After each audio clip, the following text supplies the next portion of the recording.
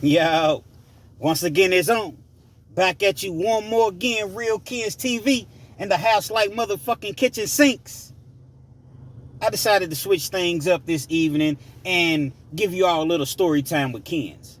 Besides, I'm quite sure that you all are quite tired of seeing my face, respectfully.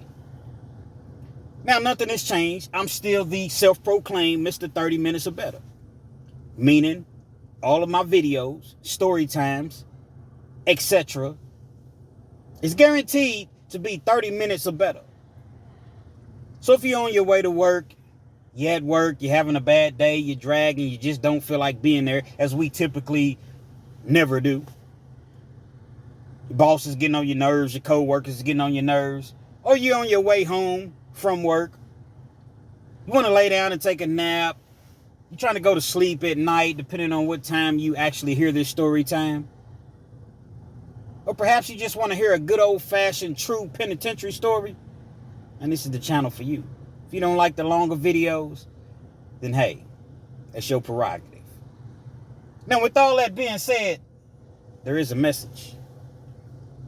You know, oftentimes I talk about the penitentiary and how bad it is, and I'll tell you all this. The number one weapon that's used against you in the penitentiary is an ink pen. The power of the pen.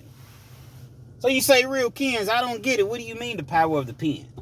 Well, if you've been to prison, then you certainly understand.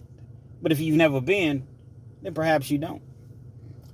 See, an ink pen can dictate or determine if and when you go home. Now, 9 times out of 10, you don't have a life sentence. So I guess if you go home wouldn't be the appropriate thing to say, more so than, as I mentioned, when you go home. Everybody has an out date for the most part. But the power of the pen can definitely push that out date way back. Perfect example. Had a little outside job. We were working in the state capitol in Frankfort, Kentucky.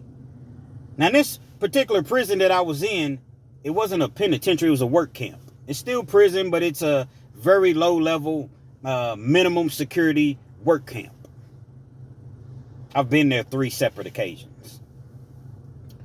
Now, this work camp, you can't even be there if you have more than 48 months, either to the parole board or until your serve-out date. Anything 48 months or less, you're allowed to be at this camp.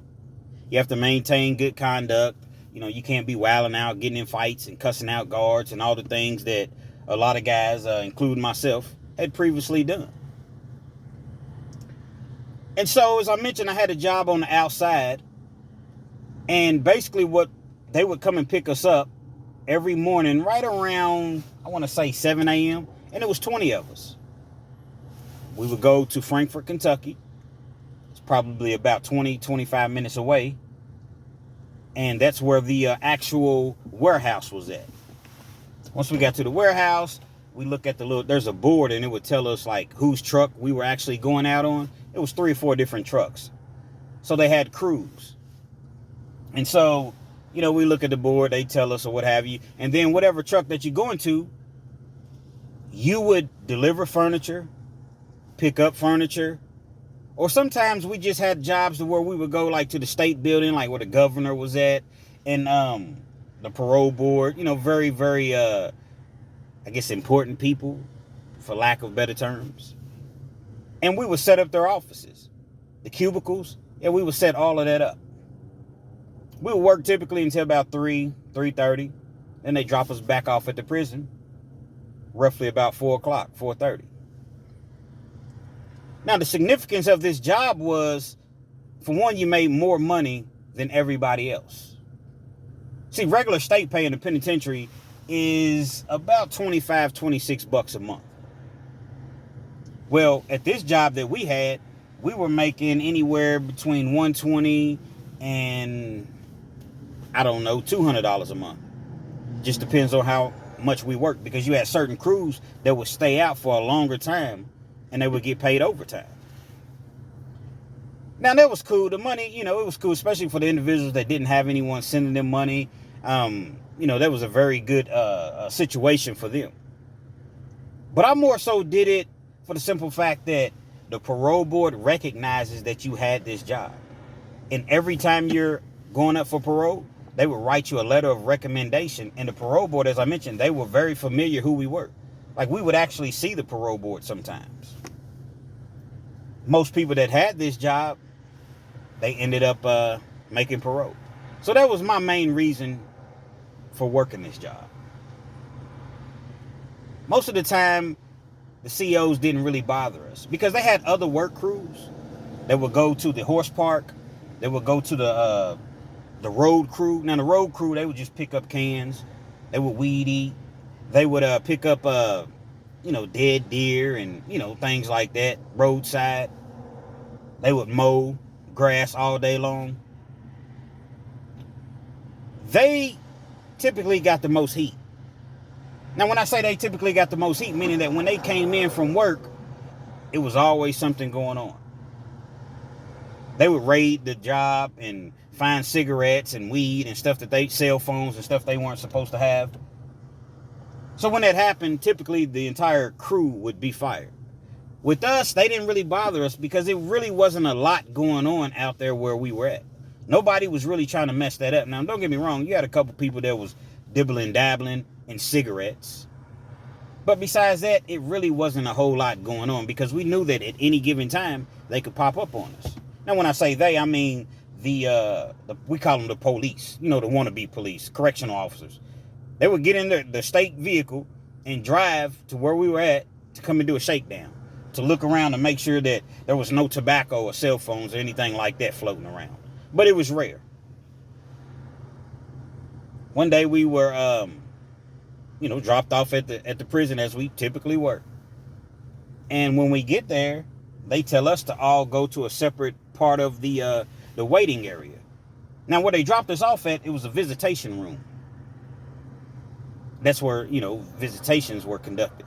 Well, they put us on a certain side of the visitation room and kept us separate from everybody else. We didn't know what was going on. They was just telling us, you all wait right here. It was very, very strange. That's never happened with us. I had been out there at that point for maybe 15 months. I had never seen anything like it. So we're sitting there for a good 30, 40 minutes. Then one of the officers, I forget his name, so we're just going to go with Officer Dickhead, for lack of better terms. He thought he was a real live cop for real. So he comes out and he explains to us what's going on. And basically he was saying that word got back to him and the staff that we were the ones bringing in contraband. And so that the focus was on the road crew, all the other individuals that was going out on the other crews, but yet they wasn't paying any attention to us, and it wasn't fair. Boot-licking, chalk-mouth trustees, inmates. See, there's a difference between inmates and convicts. A convict is not going to run his mouth. He's not going to open his mouth. He's going to handle his business, and that's what it's going to be. An inmate's going to run to the people and tell on you and try to get in good graces with them. Bootlickers. That's why I really didn't like working out there at that job, because it was full of bootlickers. Myself, I don't even know how I got hired. I definitely wasn't a bootlicker. I rarely even came to work. I did everything that I could possibly do in my power to not go to work, because I got tired of being around all of those people. You all know how it is. At your job, it's always somebody that's a bootlicker. Same way within prison, man. Matter of fact, you probably see more bootlickers in prison than you see at your job. So Officer Dickhead goes on to tell us that we will all essentially be dry celled, just without the cell. Hold on, kids. Hold on. What is dry cell? Basically, what a dry cell means is they're going to put you in a cell and turn the water off. They have the cameras on you, so you can't go anywhere. And basically, you sit in that cell until you use the restroom. Once you use the restroom, the officer's going to come in, the gloves on, look in the toilet, go through your feces to make sure that you don't have anything in there, in the toilet, that you're not supposed to have. That's what dry cell means. And you'll sit in that cell until you actually go to the bathroom. So if you're in a situation where you're just not going to go, or you just don't have to go, you'll sit there until you do go. It's crazy. Some of the antics and tactics that they use in prison. So as I mentioned, they were essentially saying we were going to dry cell without the cell. So how do you do that? They had a bucket. 2-3 gallon bucket. Just a regular white bucket. They set 3 buckets up. When they had these buckets, they had the, the portable toilet seats to where you can place on top of the buckets. They put a plastic garbage bag down inside of the bucket.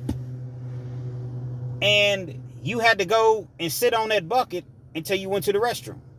Once you went to the restroom, the COs went through, as I mentioned, they went through the bag to make sure that, nothing's in the bag that shouldn't be. And you're free to go back to your cell if all was good. So you got all these different individuals that's using these same toilet seats. So you'd have one get up and then another one would sit down. Yeah, they would take the little Lysol and spray it off and, wipe it down with a paper towel. But I'm like, absolutely not. And you see, again, all these bootlickers, man, they using the bathroom, man. I ain't trying to lose my job, man. You're not trying to lose your job. Dude, we make $120, $130 a month. I understand that you need the money. You don't have a whole lot of financial support. But all money ain't good money. You didn't even want to work when you was out here on the streets. But for $120, $130 a month, you'll come and click your heels and do a whole lot of yes, sir, no, sir, Mr. Johnson. I does it, sir. Well, when it came to Ken's, no, sir. What do you mean, no, sir? I'm not using that bucket. Now, you can take me to the cell. You can let me go in the bathroom. But if you think that I'm going to use this bucket and lose my dignity, absolutely not happening. Well, Mr. Kens, I tell you what, if you don't want to use this bucket, that's on you. We'll just lock you up. Meaning they'll throw me in the hole. It'll come with a heck of a write-up, refusing direct orders. And we can also get you for, they can always get you with something in prison. There's always a write-up for something. We can get you with inciting a riot. Man, y'all can get me with whatever you're going to get me with. But it's one thing for certain and two things for sure. I'm not sitting down on this bucket. This is not clean, as I mentioned. It's not sanitary. How you going to have me sit down on the bucket on a toilet seat, a portable toilet seat, after somebody else has just gotten up off of this seat? I don't care if you all spray it down. I don't care if you wipe it down with paper towels. No, I'm not doing it. Now, I was one of the last people. Mostly everybody else had pretty much done it. A couple people was just like, I just don't have to go.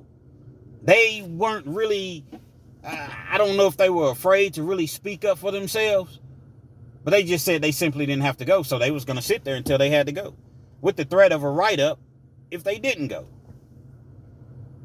Now, I was one of those type of individuals to where I had several write-ups.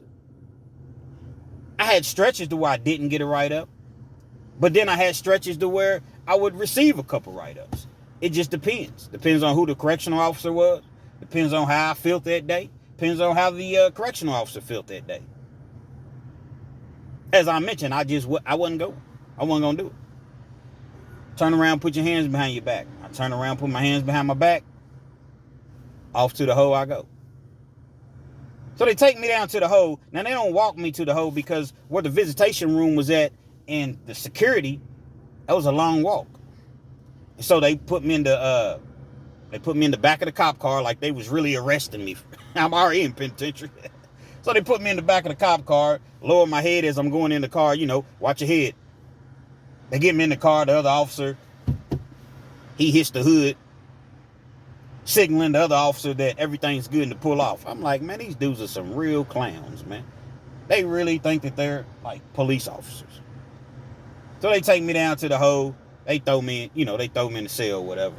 Now, this particular hole, it has it has bars.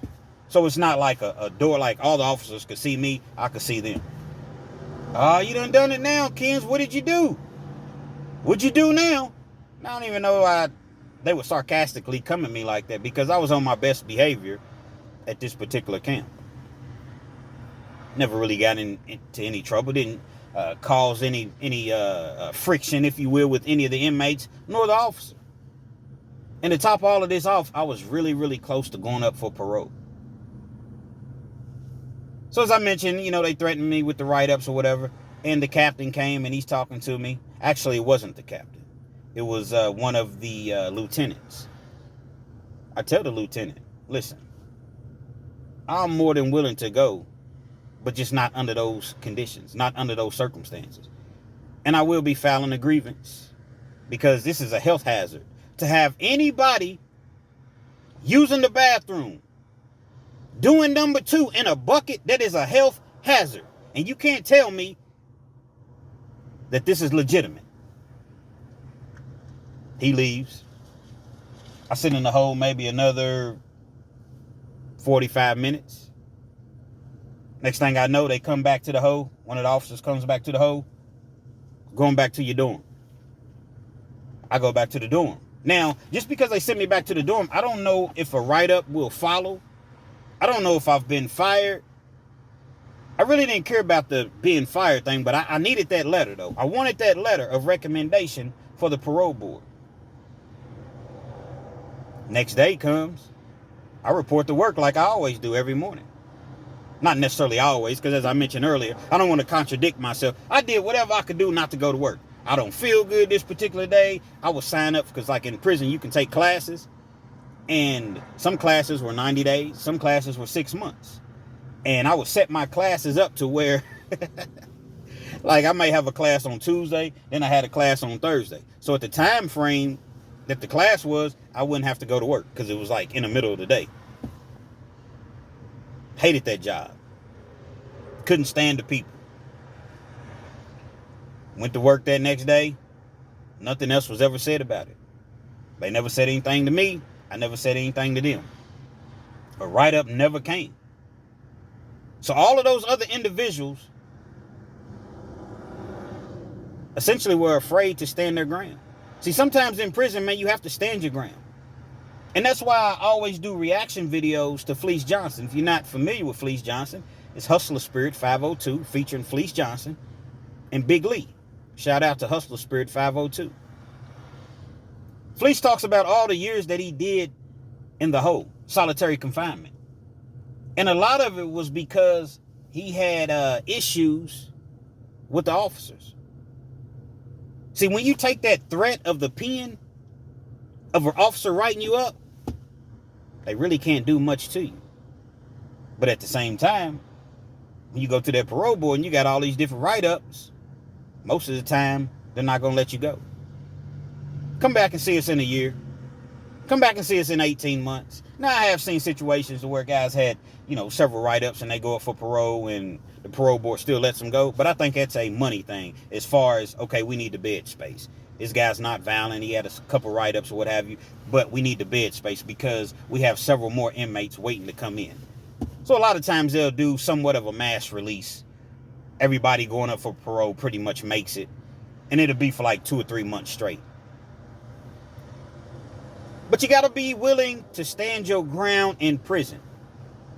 You got to be willing to stand your ground in life in general. All of those individuals, I just looked at them and just kind of laughed, kind of smirked. How did y'all ever get into prison? You dudes sit down on a toilet, on a toilet seat rather,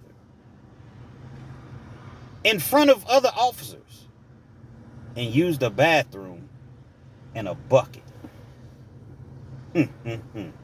It just wasn't going to go down like that with real Kens.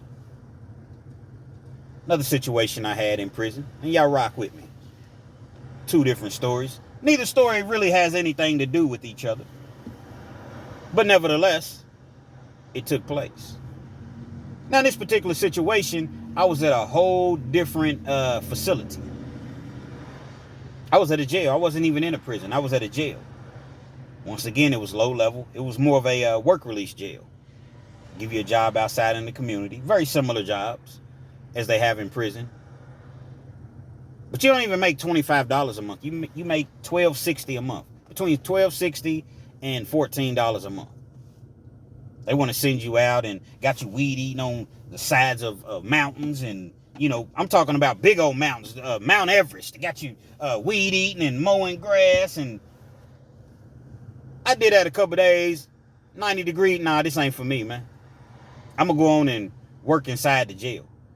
Now, in prison, you really can't get away with that. You pretty much will get fired. Well, not fired, but you'll get a write-up for quitting your job in prison.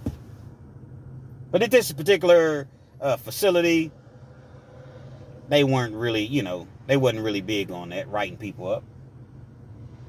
Powell County Jail in Stanton, Kentucky. So any of you all that's from Kentucky and you're familiar, that's where I was at. Sweet jail. I've done a video on it. Cell phone central. Everybody in there had cell phones. It was maybe 50 people in the facility on the work release side. And I would say 35 people had phones. 35 people had phones. Staff knew we had phones. Now, obviously, you're not supposed to have them. But at the same time, if you did get caught with them, I got caught with a phone a couple times. Now, the staff, for whatever reason, they kind of liked me or whatever, so they just took my phone.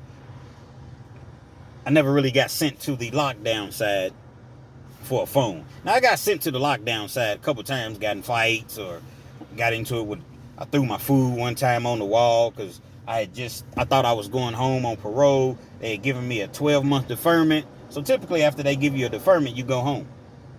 They gave me a 12-month deferment. I did that 12 months. They turned around and gave me another 9 months. So I was in a bad mood that day, and the officer said something slick to me, and I threw my whole bowl of food up against the wall. I don't know. That was blatantly my fault. But I'm at this facility, and it's so sweet. Contact visits. Everything is beautiful. You wear your own clothes. You can have your own money. It's like you're not even really locked up. There was this one CO, her name was Amy, and I'm using her real name. Her name was Amy. She was the person that ran the facility. His name was Dallas. He was like the coordinator over the facility. You rarely seen him. Well, Amy was his niece. So essentially, she was running the facility because she felt as though she could do whatever she wanted to do because I'm Amy. I'm Dallas's niece. And that's how she talked.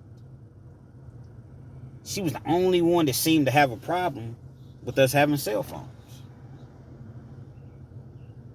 No one else really, they kind of made a joke of it. Like, okay, I know you all got your phones, we're coming through in a minute. Put your phones up. We'll be over there in 15 minutes. Ha ha, kiki, ha ha. Amy would always try to catch us off guard. You could come through the back door, pause, double pause. Now, when I say you could come through the back door, meaning that the kitchen was in the back of the facility. Now, the facility, let me paint a picture for you all. Even though you can't see, let me paint a picture for you all. The facility was just basically one big room like an army barracks.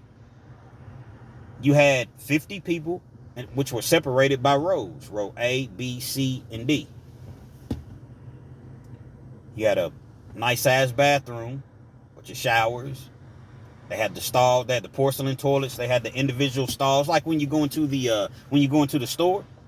That's how that bathroom was set up. So you got some privacy. You got the doors. You can lock the door when you go in the restroom. As I mentioned, you got the showers, the sinks, or whatever. And the bathroom was kind of like in a way, it was a hangout spot. But that's all that this facility pretty much consisted of. Now, they had like a day room up front that we could go to. I forgot about that. That's where like they would serve dinner at breakfast, and people would go there and play poker and, just kind of hang out in the day room. But in the very back, that's where the kitchen was at. So when Amy would come through the back door, nobody knew that she was coming because you couldn't really see. So when she would come through the back door, she would say, "Everybody to the front." Oh, I can't stand her voice. "Everybody to the front." Meaning everybody stop what you're doing. Go to the day room immediately. Shakedown time. That's what it was. It was shakedown time. Amy wanted them phones. And she was going to come at the oddest of times. Now, typically, people don't just walk around with their phones. They would keep their phones in their hiding spot until they thought that it was safe. Once they felt as though it was safe, they getting their phones out. I would always keep my phone. I had a little spot up in the ceiling. They had drop ceilings. And I would always keep my phone up there, and they would never, ever find it. I wouldn't even get my phone out until after 10 o'clock because they turned the lights off at about 9:30, 9:45. So I give it a little minute. Then I grab my phone, and I got my phone for the rest of the night. I talked on my phone every night till 3 or 4 o'clock in the morning. Hell, there was times I fell asleep on the phone as though I'm at home. I done fell asleep on the phone, woke up the next morning, phone's all laid out in the bed. I'm like, oh my God, if they come through here and see this, the right person comes through here and sees this, man, I'm hit. So as I mentioned, everybody to the front. This particular time, I don't know what I had my phone on me. Plus, we were drinking. We had the drinks. Somebody had brought the drinks in, so we were just having a good old time. I'm drinking. I got my little cup. I'm like, oh, snap. So when they come in, I got my phone on me, and I'm trying to run to the bathroom, but I'm trying to be calm and pour my drink out. They see me going to the bathroom. Everybody to the front. I got to go to the bathroom. I got to go bad. I got to go to the bathroom. So I go to the bathroom, but when I go, she comes into the bathroom to make sure that that's what I'm doing. So I'm using the restroom. I'm like, oh, I'm definitely hit. She going to shake me down right here. I got my phone on me. She says, come here. She pats me down. I always wore 2 pair of shorts under my sweatpants.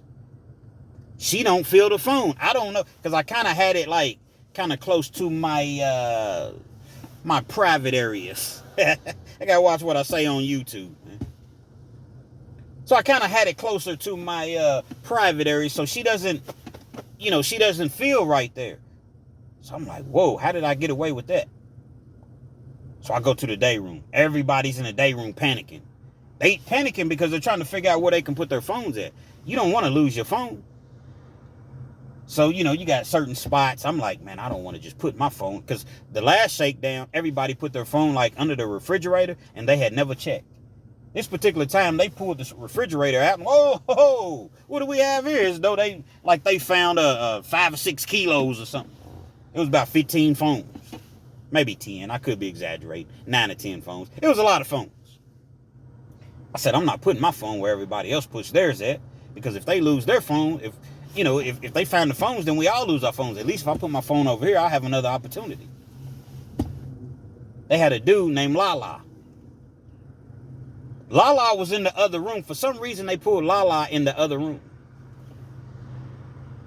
He was in there with Miss Sue. Miss Sue was one of the correctional officers. So he's sitting in there with Miss Sue. So you say, real Ken's Lala, what type of name is that?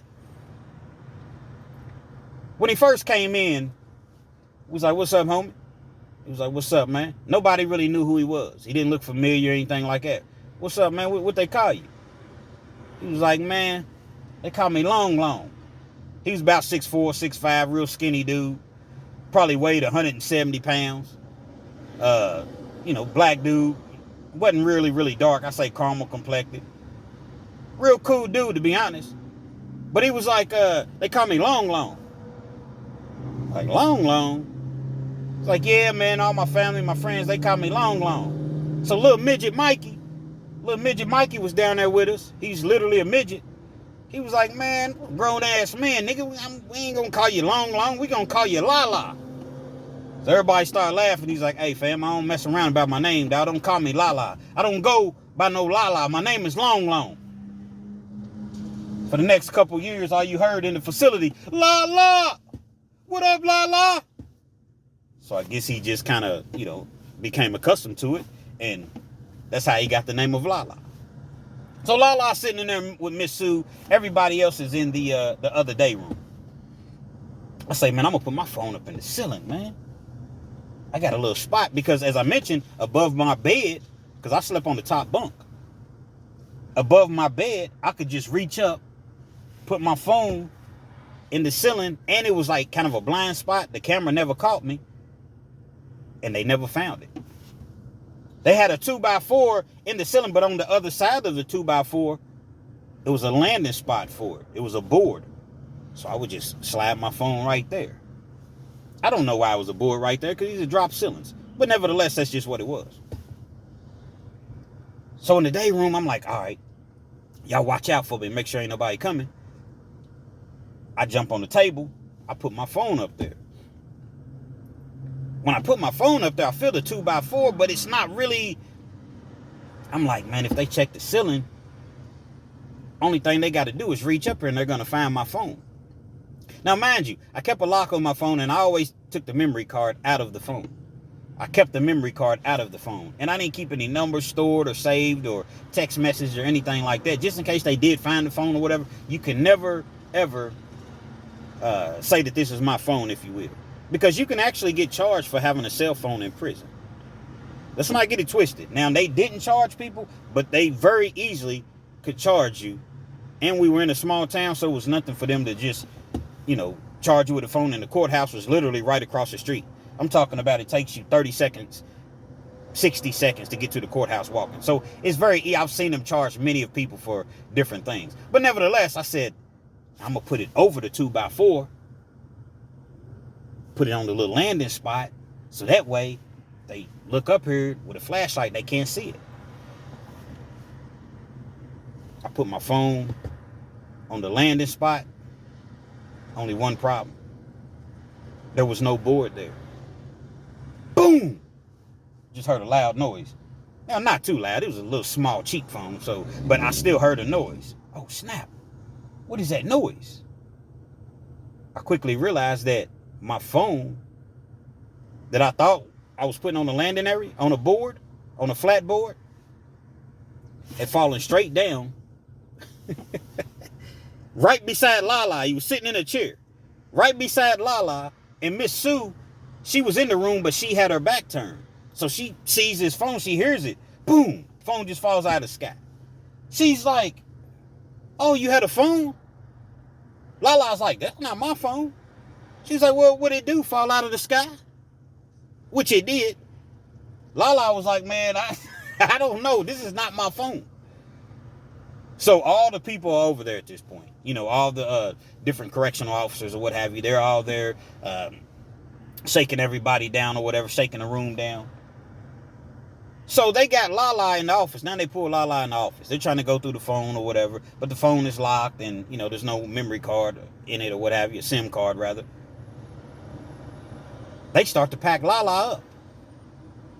They're going to take him over to the lockdown side. Because, see, it's kind of at the officer's discretion. And Miss Sue, she was kind of nasty. She was an older lady. Not to say that just because she was older automatically made her nasty. She was in her 60s and she was just, I don't know, she was just kind of nasty. She wasn't going to let that slide. So they had Frankie in the room with her. Frankie was like, he was, I don't know, a sergeant maybe. And basically Frankie's like, well, what you want to do, Miss Sue? Basically, you want to turn your head? You want to write him up? You want to... Well, I think he should go to lockdown with a write-up. So now, Miss Sue is not only about to send Lala to the lockdown side with the write-up, and possibly even with an outside charge if it was up to her. And I was like, oh, wow. So once I caught wind of what was going on, I see them with the bags. When you see them with them black trash bags, you mean they're going to pack somebody up. I'm looking at Lala's face. He's looking confused like, Lala didn't bother nobody. He ain't do nothing. I don't even think Lala had a phone. I said, hold on, y'all. Hold on. Frankie, like, can I talk to you? He's like, we're kind of busy right now. I'm like, nah, man, I need to talk to you, man, for real. This is serious. So they called me to the office. I said, hey, man, it was my phone, man. They said, what? I said, it was my phone, man. I said, I was trying to hide it in the ceiling. Now, I was the only person that had my phone in the ceiling. So that's not telling on anybody else or what have you. Because I was the only person that put my phone in the ceiling. I said, it was my phone, man. I said, I was trying to hide it or whatever. And I didn't realize that it wasn't a landing spot. And that's how that phone, so literally it fell out of the sky. So Miss Sue, she's sitting there looking at me. Frankie's looking at me. I know I'm going to get packed up, sent to the lockdown side. I ain't too much care. You know what I mean? Because they couldn't really threaten to send me to prison. You know, it was a threat that they would use in these low-level security jails, if you will. Oh, we're going to send you to prison? Man, I've been to prison 4 or 5 times. Go on and send me. Not literally 4 or 5 times, but I've been several times. Go on and send me. I ain't tripping. It was my phone. I'm not going to allow somebody else to, you know, have to suffer the blame or whatever the consequences of my actions. So Miss Sue, she ends up leaving out of the room or whatever. I'm talking to Frankie. Frankie was like, you know what? I respect that. I respect what you just did, because most people in that case, they weren't going to step up and say anything. I'm like, yeah, man. I said, I couldn't. That's not who I am. I'm not even built like that, man. He said, we know you guys have phones. He said, the key is just not allowing us to see it. He said, so this is what we're going to do, man. We're going to act like the situation never even happened. Just on the fact that you were being honest about it. I was like, yeah, but what about Miss Sue? He was like, I'll handle that. We're going to act like this situation never even happened.